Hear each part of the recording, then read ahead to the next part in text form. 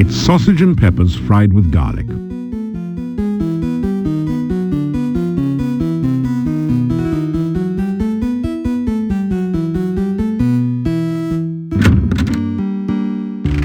You do not need to go looking for trouble. It will always find you. Please take care.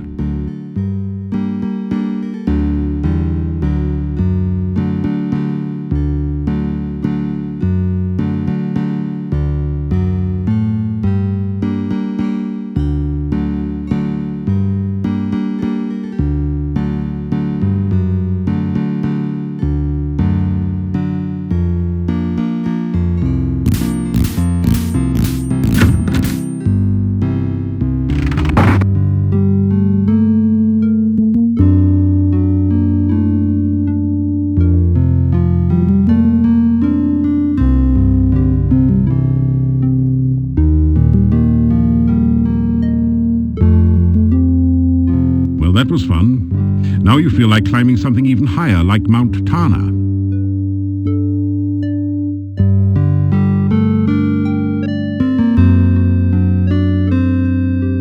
Well, that was fun.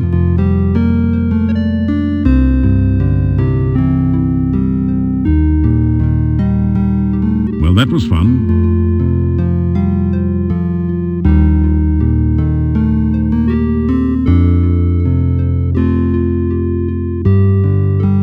Think you've done about as much stair-stepping as your body can handle.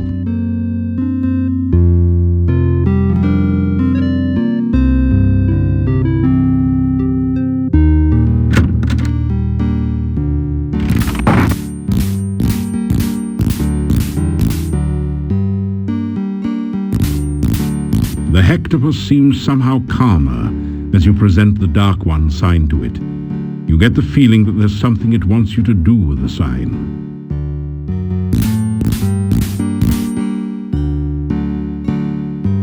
Bad place. Very bad place. Go away. You'll be very sorry.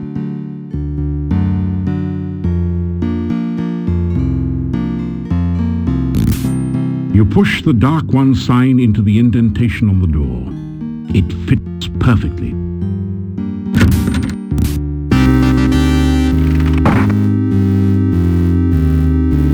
This is a no longer used monastery. The furnishings are in poor condition, and the carpet and drapes are faded and threadbare. The symbols of the Dark One make this an uncomfortable place to be.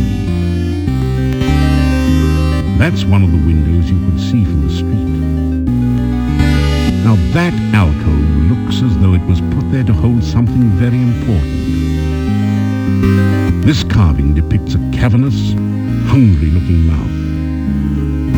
Here, two bones have been crossed, as on a pirate flag. This relief depicts a single, huge drop of blood.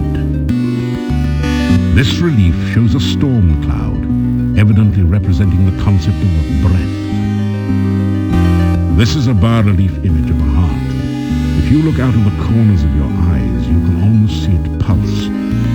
This place is making you see all sorts of things, actually. It's a six-tentacled, octopus-like creature. I guess you'd call it a hexapod. Unless you like cats, then you might call it a hexapus.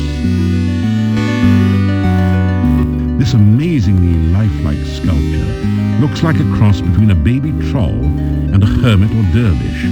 It fits the description of a domovoi, except that it's totally dried out and unmoving. You can't budge it. If you want to do anything with the sculpture, you'll have to do it here.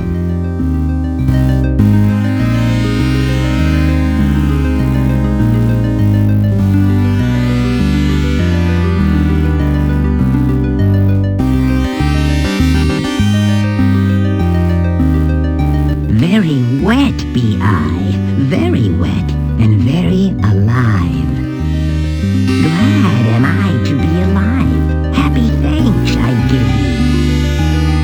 Careful you should be here, dangerous berry years. Feed the guard or destroy it to find the secret passage down. place looks as though it hasn't been used in years. There are no logs on the log holders, nor is there any sign of ashes or other debris.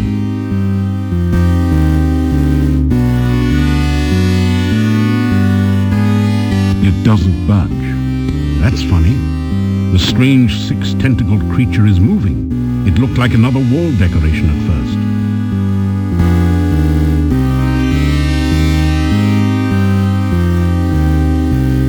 Hector the hexapod happily gorges itself on the garlic. Hector looks much less hungry and perhaps a little less dangerous now.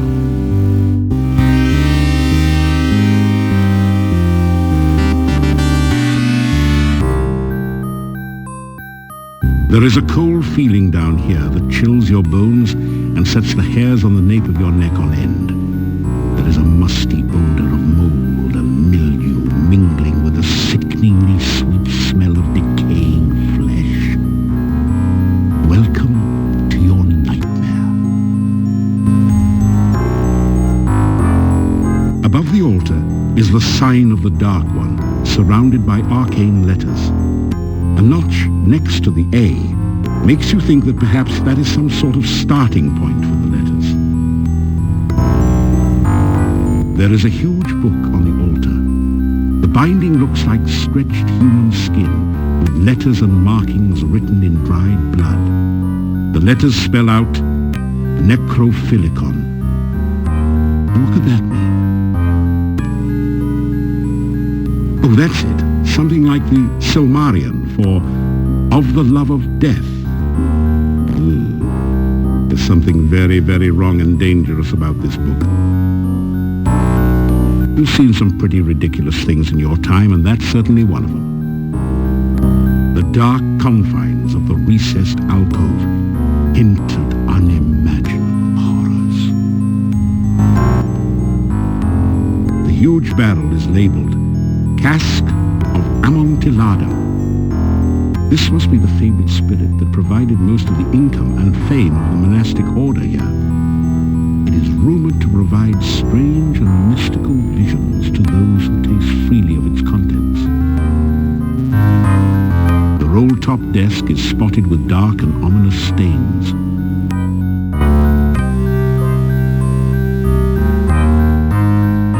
The desk is, naturally, locked. Force the drawer open with your incredible strength. Opening the desk set off a trap. A billowing cloud of poisonous gas surrounds you for a moment before dissipating. You're having trouble breathing.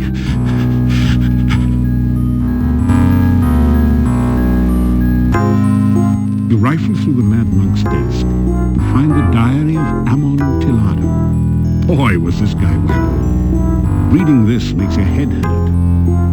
However, it does give you some information about the Dark One rituals. It said something about the first ritual being placed within the Mad Monk's tombstone, there to be forever guarded by followers. The second ritual should be placed in the Stone of Squids and revealed only by the light of a dead child's soul. The next ritual should be placed in the hollow of the hangman's tree and guarded by the spirit of the dead which remains there. The blood ritual shall be concealed magically within the monastery, and only he who willingly seeks dark visions shall find it. The mouth ritual should be placed in the great arch itself, under the Dark One's sign. The heart ritual shall be given to someone named Gregor for safekeeping. Now there's another note on this page in another's handwriting. Gregor is missing in the forest and probably dead. Yet where is the heart ritual?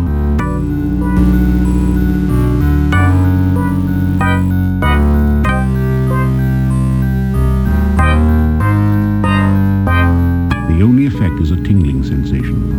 But if Dr. Cranium is to be trusted, you should now be safe from poison. For a while.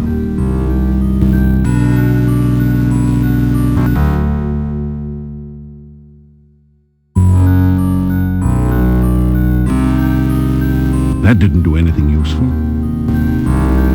That didn't do anything useful. That didn't do anything useful. That didn't do anything useful. That didn't do anything useful.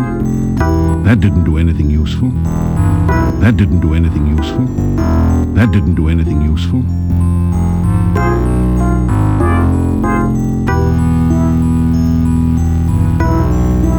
You tap the huge cask of Amontillado. This is the strongest stuff you've ever tasted, assuming that you're not an aficionado of dragon's breath. Bottoms up.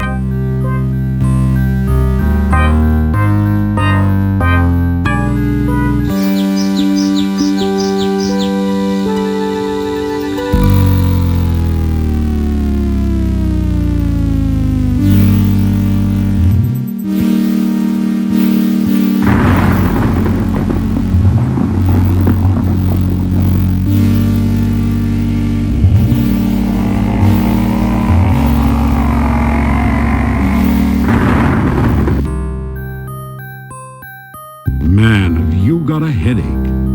Fortunately, the Dark One rising seems to have been just a vision, not the reality. Yet. A scroll has formed from the cask's wine droplets.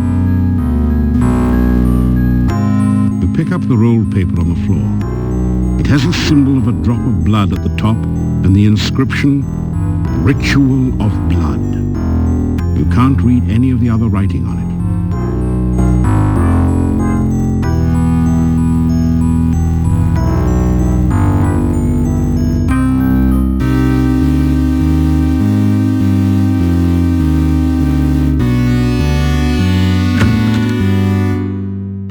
You retrieve the Dark One sign from the monastery door, then quickly step away before the hectopus can react.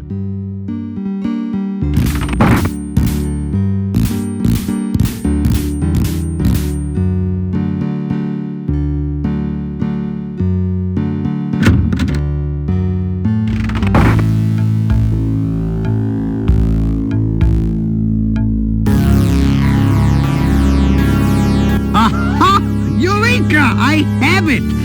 Just practicing for my next incredible discovery, you understand.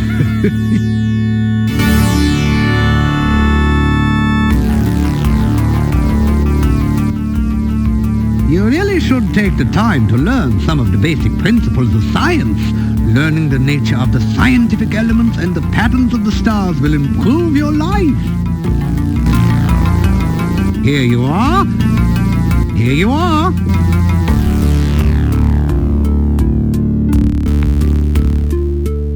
Good luck with your observations.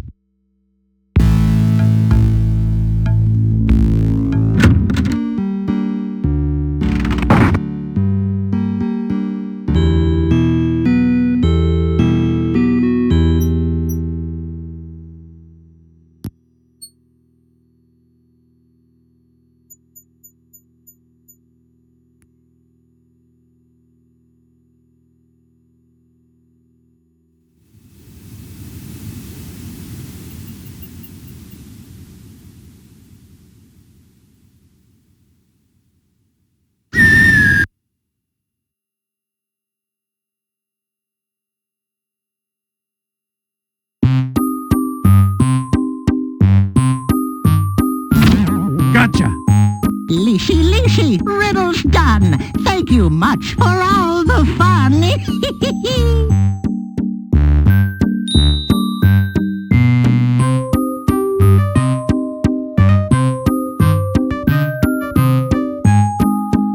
You say hello, but there's only silence in return. You say goodbye.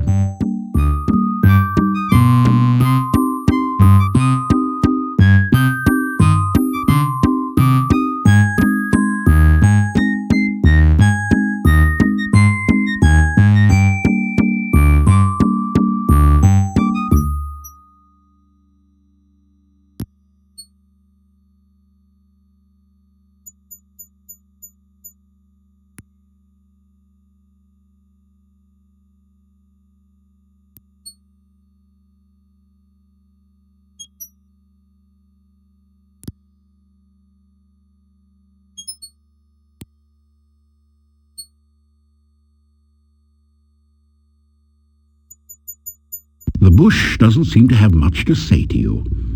Perhaps that's because you haven't been properly introduced.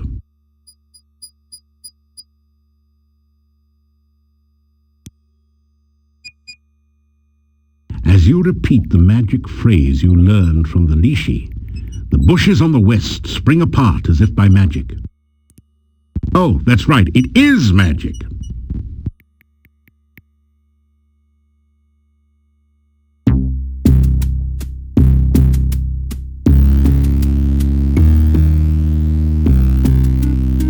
So, did you get it? Show me. I won't let you in without it.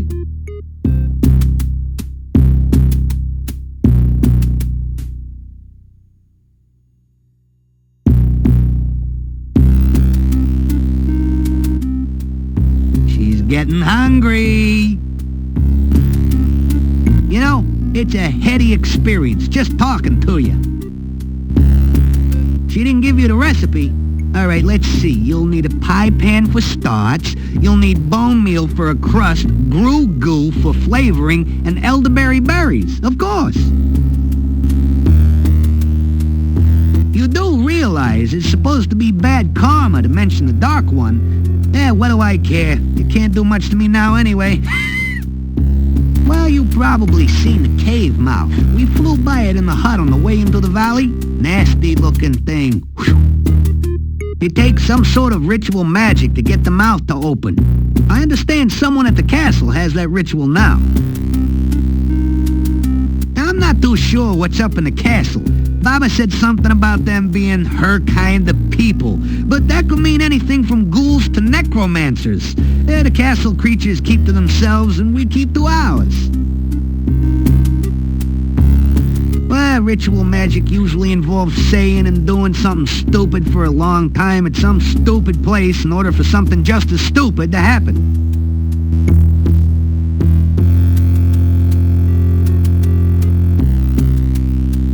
Looking good. Now show it to the head skull over there and get out of the way fast if you don't want to add rump roast to the Baba's menu for the night.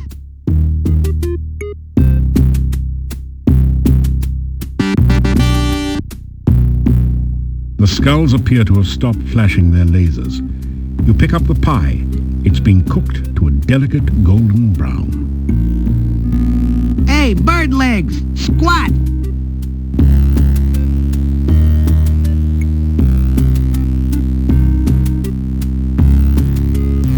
You quickly step out from under the trap. A moment later, you hear the voice of Baba Yaga. Not very trusting, is he, kids? Good. It's not like I trust him. Floor, quick. Make him stick. You find your shoes stuck to the floor.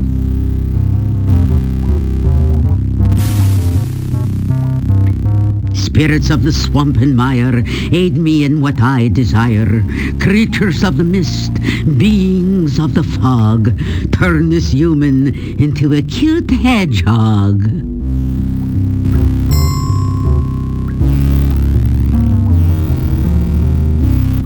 A sudden craving for a tiggly wiggly, perhaps some hedgehog grog, hedge piggly swiggly, and pig Newtons.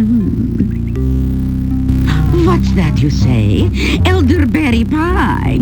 Oh, darn, he was bringing that here, wasn't he? I don't suppose a piggly wiggle can get the pie from his backpack, could he? Particularly if his feet are stuck to the floor. Oh, pity. Spirits of the mist and more, restore this man as he was before.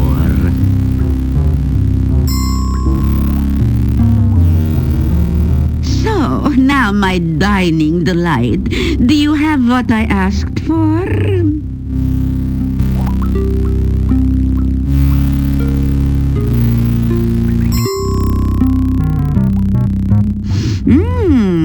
That smells delicious, just the way we like it, fresh from the fire. So, let me think. How should I reward you for such a lovely pie? Well, Well, Kitty, should we just fry him now? Or for an entree, have green spleen casserole with roast leg of man?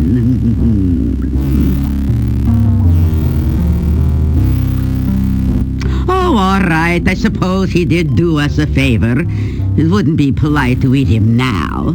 Besides, he may be useful in the future.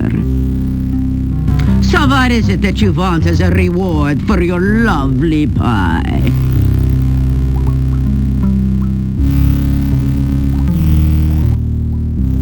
I'm waiting for my pie, and you are keeping me from it.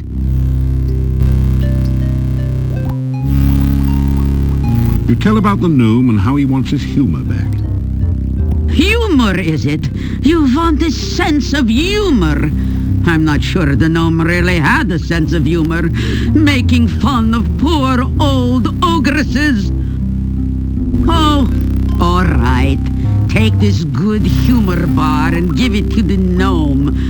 I suppose there is nothing more pathetic than a gnome who can't tell a joke. You take the good humor bar and put it away.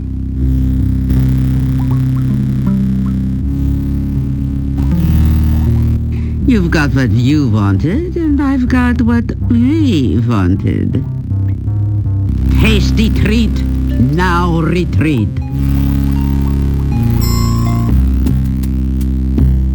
Well, I guess she liked the pie, or you would have taken its place.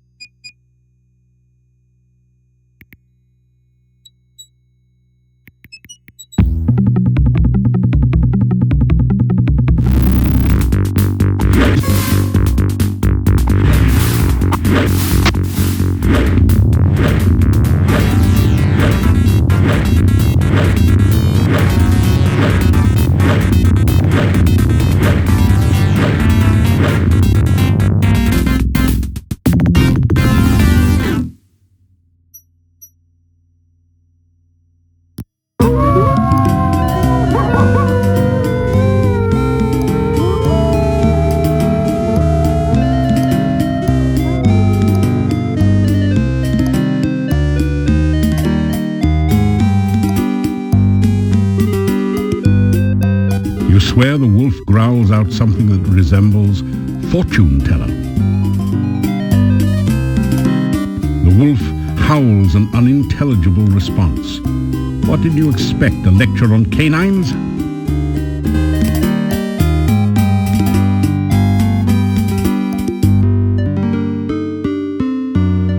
Last night I had a most strange vision.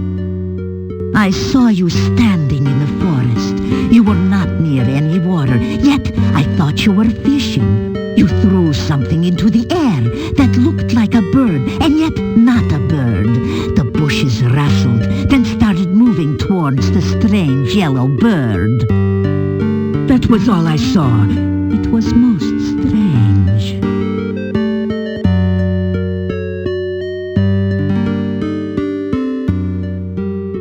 If I have any more visions about you, I will let you know. So you should visit here again, just in case. I mean, you never know when the knowledge of my vision may be useful. Right, dear? We have to hunt farther and farther from camp each night. There are many creatures which hunt, but few things to eat.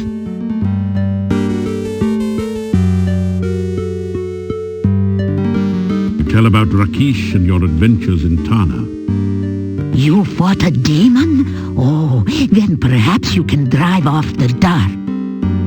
But no, we must not even think of such things. It is far too dangerous to speak of it.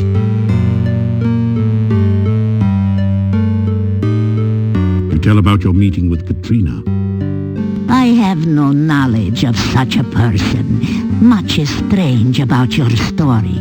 I would not entirely trust this Katrina if I were you.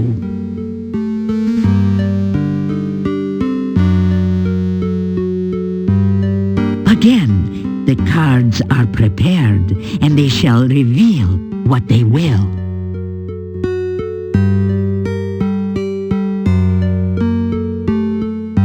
The woman of loving shall be revealed.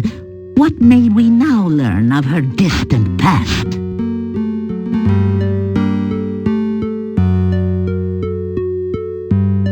This is the sign of magic and creativity.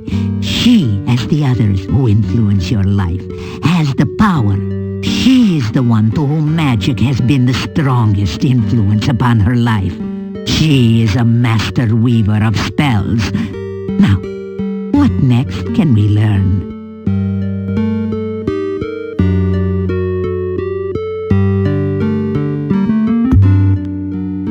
The Ace of Cups is the sign of overflowing joy and happiness.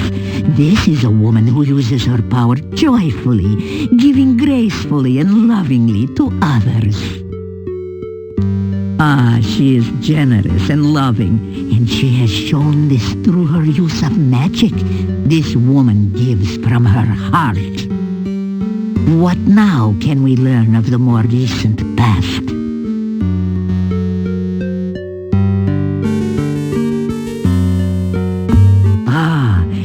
Gentlewoman, too, has been bound by something. A crisis has occurred. A defeat or imprisonment by someone. Now, what more can we learn?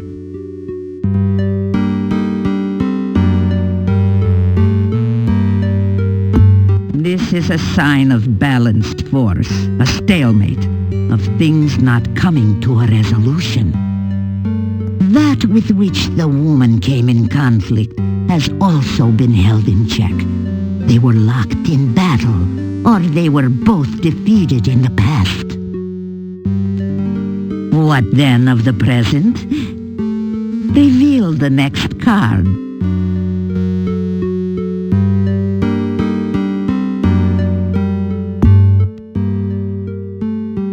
The Hanged Man is the symbol of sacrifice.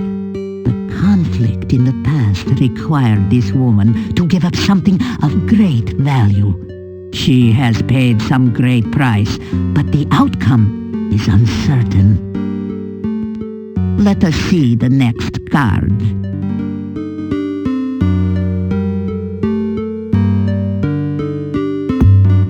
Alas, this card shows a tomb and someone at final rest.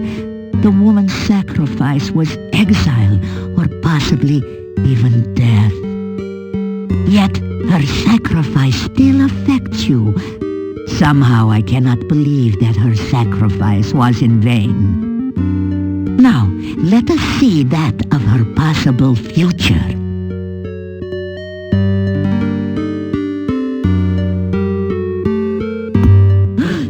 The Dark One. This is the first time in these readings that the darkness which lies waiting has been active rather than merely a major influence. Somehow, this woman is bound by the darkness. Whether she has been subverted or destroyed, I cannot tell. But something remains, or else there would be no reading. I think that this powerful woman battled with the Dark One. She was defeated, or perhaps sacrificed herself to prevent it from entering this world. But what will the outcome of all this be?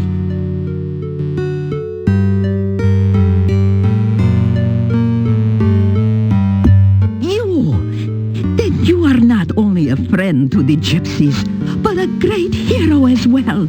Oh, your destiny shall affect the world, my young friend. You will determine the fate of this woman. You shall face the Dark One, reveal the final influence upon this reading. So the darkness still covers all. I had hoped that you might be spared, that you might not have to face the darkness. But that is the way of the hero, is it not? To face that which others fear and dread.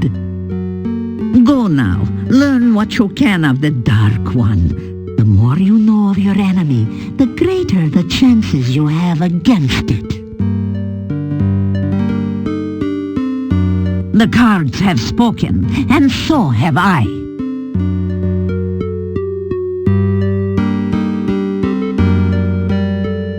You say goodbye. Good hunting!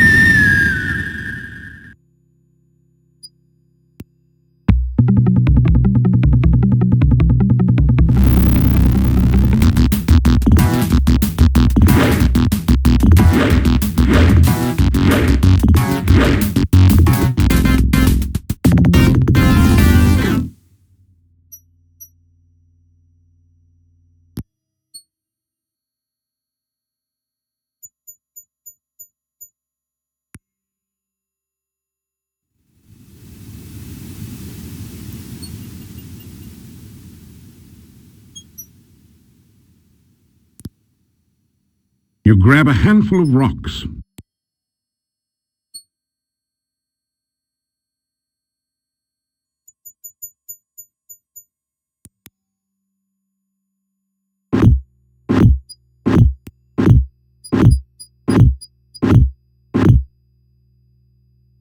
You grab a handful of rocks.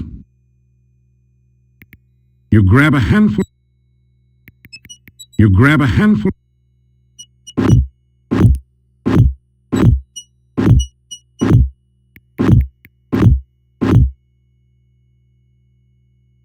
You grab a handful of rocks. You grab a handful of rocks.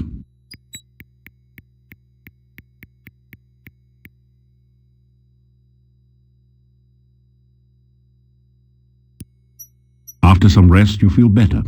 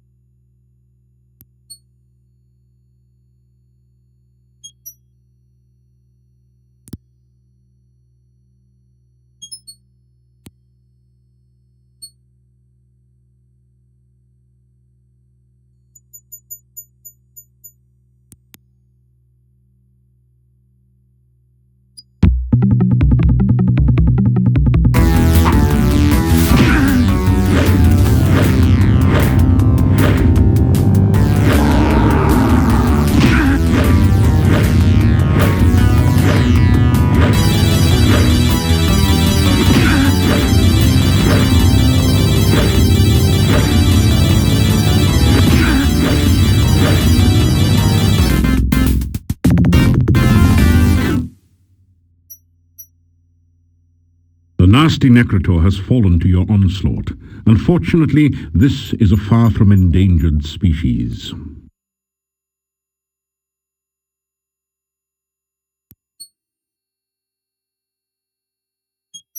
After some rest, you feel better.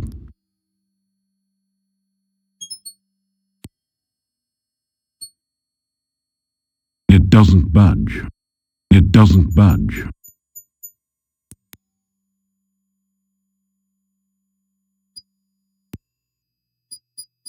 After some rest, you feel better. You grab a handful of rocks.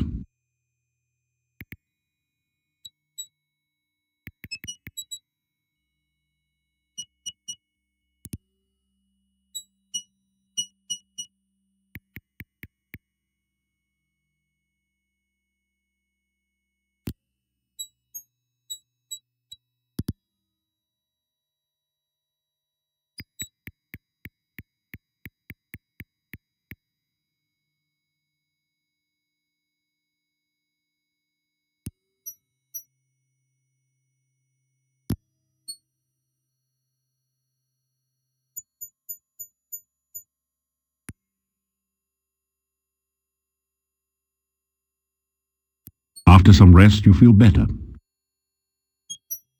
After some rest, you feel better. After some rest, you feel better.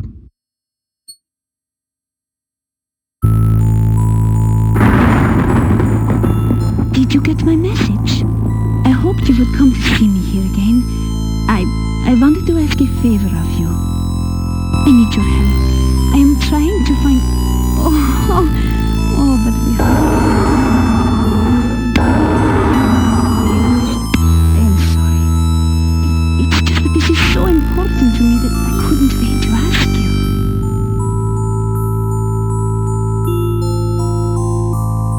The flirtatious young woman is waiting for you at the gate.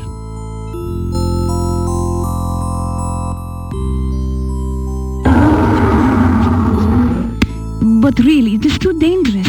I would hate it for you to get hurt trying to help me. Oh, never mind. Besides, trust you yet. You and we have met only a few times. How do I know if you are telling the truth about yourself? I need someone dependable. Someone who will explain to me. Perhaps I will be able to know if you are the one I need. I know that one of the things I need is hidden in the swamp. You have to be very strong or clever. I am not sure that you are ready to face the dangers that await you in that terrible place.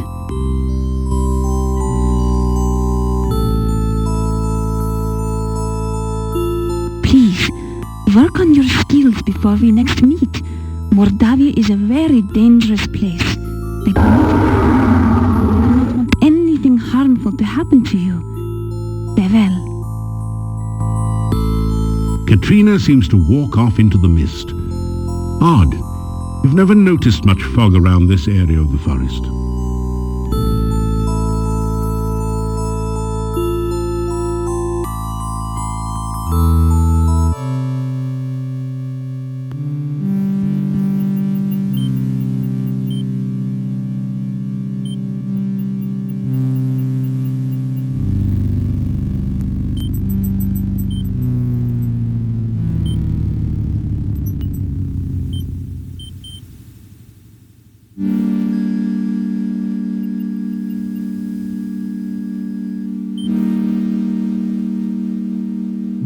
You deftly slip over the gate and into town.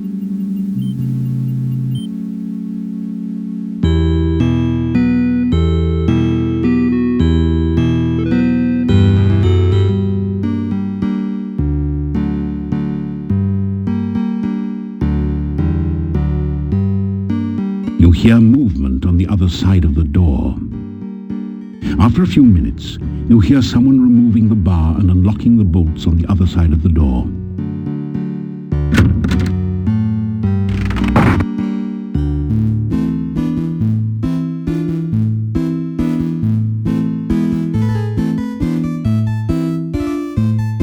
You have some garlic pheasant for supper.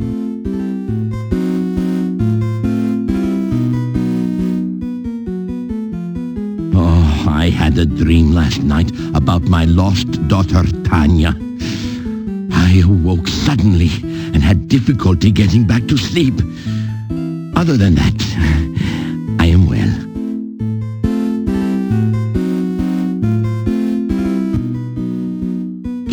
I am fine, but I do worry about you at times. Please, take care of yourself. I know that heroes need to do dangerous things, but try not to get into too much trouble. Okay, honey? Oh, Bella, leave the poor man alone. I just want to make sure you'll be all right. Don't hawk me.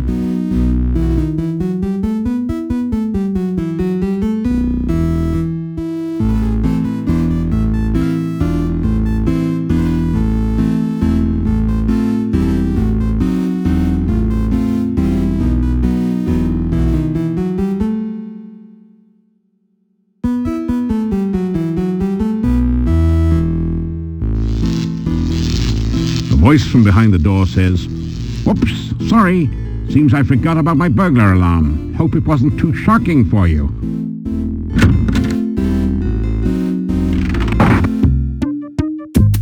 Did I tell you about the time there was this guy walking into an inn with this big necrotor following him? He goes up to the innkeeper and asks for some stew to eat. The innkeeper looks nervously at the necrotor and asks the man what his pet will eat. And the guy replies, "Anyone he wants." Not bad, eh? You hand the gnome the good humor bar. What's this? You trying the old hot pepper bar on me? Hey, I'm the professional, kid. Don't try this at home. Not on a gnome, anyway. Hey, it looks good, though. He eats the good humor bar. Not bad. Pretty good, actually. Hey, I feel funny.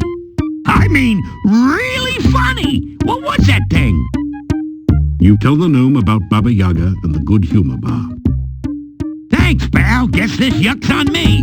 This jester just can't thank you too much. You're my hero, Nero. My main man, Stan.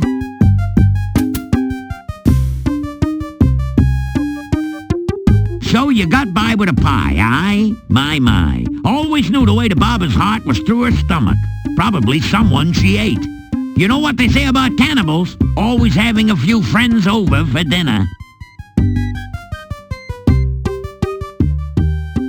I am so happy that it reminds me of the time Dimlit the dwarf came across a magic ring in the bazaar in Shapir. He rubbed it, and lo and behold, out comes a genie. "I will grant you 3 wishes," said the genie. "Well, for my first wish, I want a purse that's always filled with gold," says Dimlit. "So shall it be done," said the genie.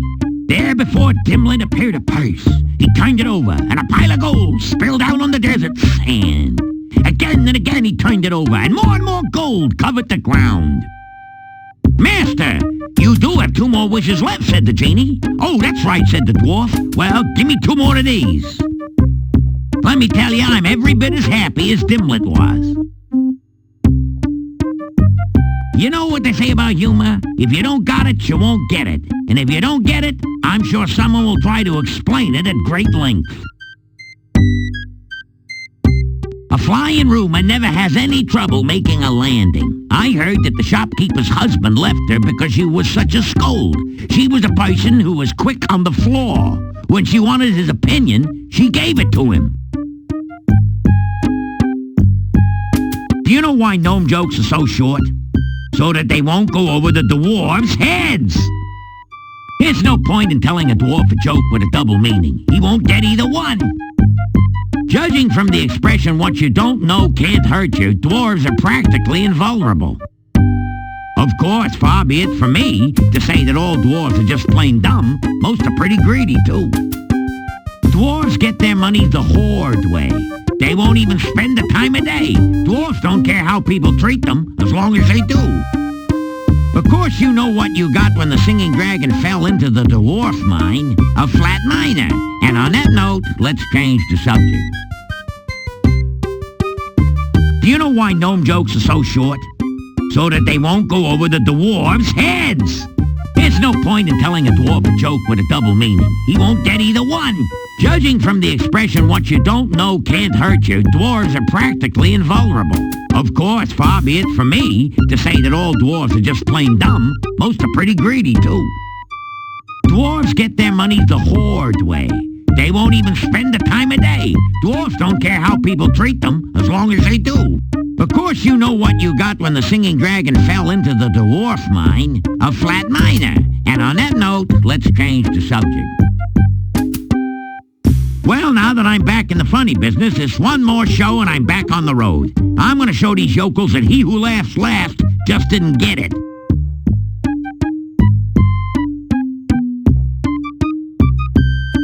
Some people spread happiness wherever they go, others whenever they go. Fortunately, you are the former.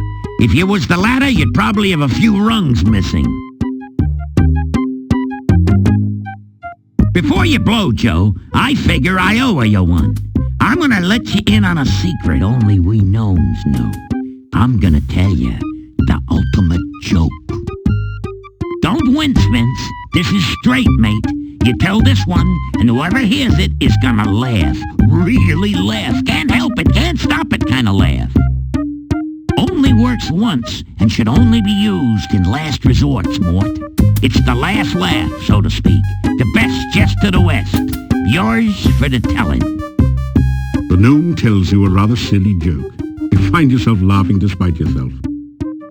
See what I mean, Gene?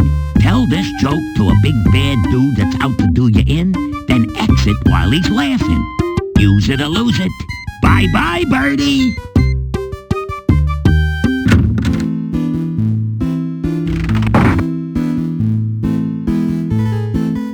You unlock the door to your room and go in.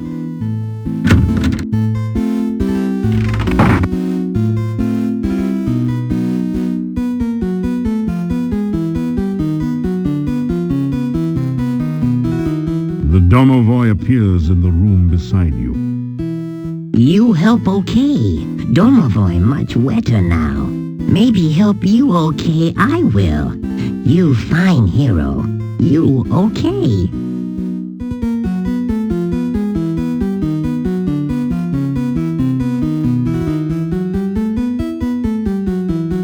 You awaken as the sun begins to rise.